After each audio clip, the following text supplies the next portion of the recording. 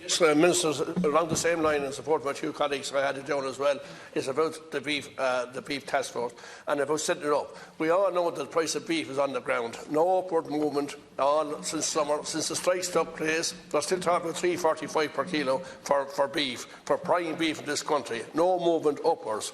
Minister, you have to use your influence to get this task force. I'm not listening to what you said there. In fairness, in the background, you are trying to do things around the system.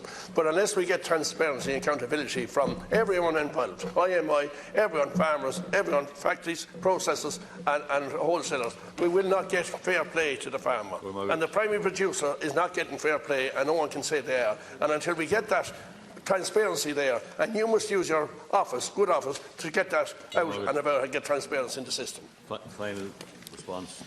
As the Deputy will be aware, the inaugural Beef Task Force meeting scheduled for the 14th of October was prevented from proceeding. However, since then, the Independent Chair and my department continue to engage proactively with Task Force members with a view to both progressing the implementation of the provisions of the agreement. My department and its agencies continue to progress the commitments which they signed up to under the agreement, the full text of which is available on my department's website. An immediate increase in a range of bonuses was announced as part of the 15th of September agreement. It has been confirmed to my department that this bonus system is now in place. Initiatives in the agreement aimed at improving information along the supply chain included the commissioning of the following reports: an independent review of market and customer requirements, an independent examination of the price composition of the total value of the animal along the supply chain, and a summary of competition law issues as relevant to the Irish beef sector. My department has issued a request for tender for these reports with a deadline for receipt of the tender responses by 12 noon on Thursday the 5th of December. This will enable award of the tender before the end of 2019.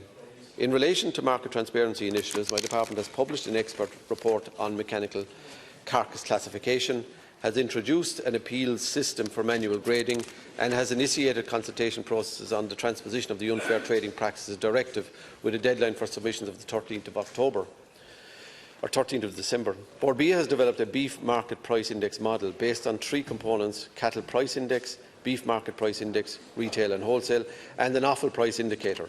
This is now available on the Board B website. Teagasc is significantly advanced in the first stage of a scientific review of the quality payment grid. My department also proactively engaging with several potential beef producer organisations which have the potential to strengthen the bargaining power of beef farmers in the supply chain. Two beef producer organisations have been formally recognised by my department in recent months. I established a task force to provide leadership to develop a sustainable pathway for the future of the beef sector in terms of economic, environmental and social sustainability. As I have previously stated, it is in the interest of everybody involved in the beef sector that the work of the task force goes ahead, and I hope that all parties will agree to come together around the table for this purpose at the earliest possible date.